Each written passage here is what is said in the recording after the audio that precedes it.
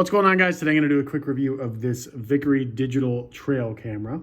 In this video, I'm going to tell you everything you need to know about this trail camera, including one thing I think you should know before buying it. So before I begin, full disclosure, this is actually my second one of these. I haven't even taken these off yet. And the reason for that is I have one of these that we use usually for hunting. We'll set it up a few weeks prior to going just to see if there's anything on the trails that is making like a consistent path and going a specific way. But this is actually for my backyard. We're starting to see coyotes in the area, and we have a dog and a cat, and I figured, you know what, it would probably make sense to have this in the backyard, so that's why we have it. So obviously we like this trail camera, considering we're buying a second one here. My main reason for liking it, you guys, is that the visuals are extremely clear, whether it be the video itself or just the images that it'll take. Very clear. I do truly believe that it is actually 4K. I know a lot of places or a lot of different devices say that they are. And then it's kind of like grainy footage. This one is not. This is actually really, really high quality visuals that you get out of this. Now, obviously using it, you'd set it up like this, and it comes with a strap that you can put around a tree, which is usually what we do when we're hunting. We could do that. We're probably going to do this in the backyard too, because just the way that our backyard is.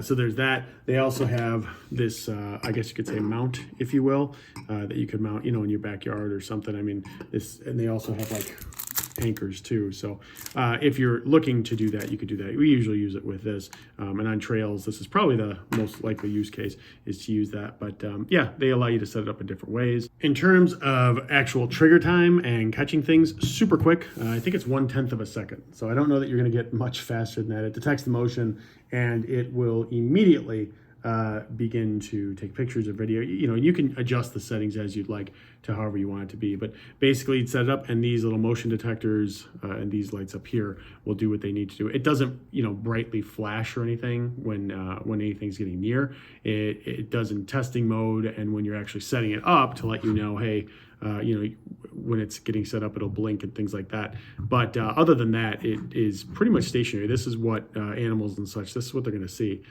which doesn't look like much to them. They may get curious about it, but that's really all that they see. So I've unlatched these to show you the inside. One of the things I really like about this, when you open it up, you're actually able to see everything in real time, and you can go through, obviously, replay and go through all these different things to review the footage that it's taken. This is just really nice because instead of only being able to take like a card out, which, by the way, the card is down here, right? You're able to take that. But instead of only taking the card out and attaching it to a computer and then reviewing footage, you can actually do it within the device itself. So I love that. I think that's a really cool feature. This is the little on-off. I'll just show you this way. This is a little on-off switch. It's a test version here.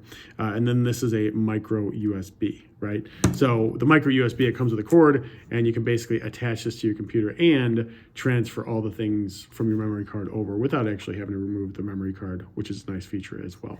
And then right here, this is where the batteries go. So this is how it runs. So we have 4 AA batteries that come with it, and then there are 4 more AA batteries that you can add to obviously extend the life of the camera when it's on the trail. So I think one of the better things about this, so I've used this in different climates. I've used it in the winter.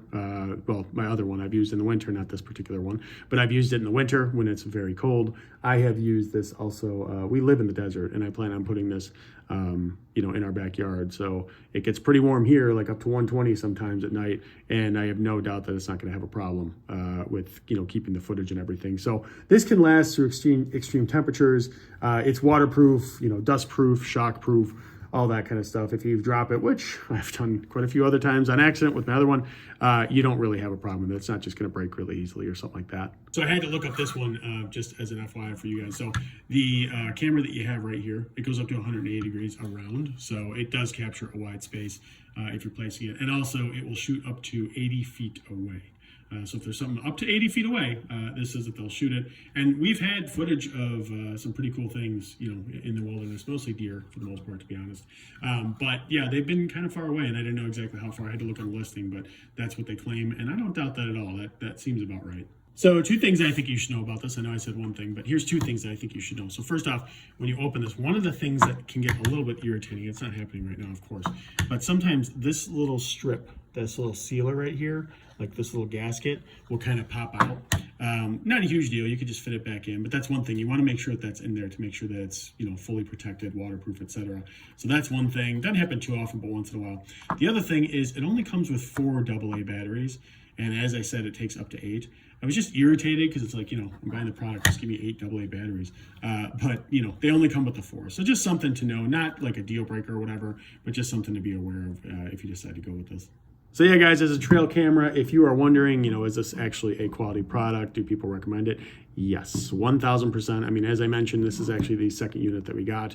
We're going to put this one in the backyard, and we may end up getting another one for the hunting as well, depending on what trails we're doing. So definitely recommend this, like it a lot, and hope that you like it as much too.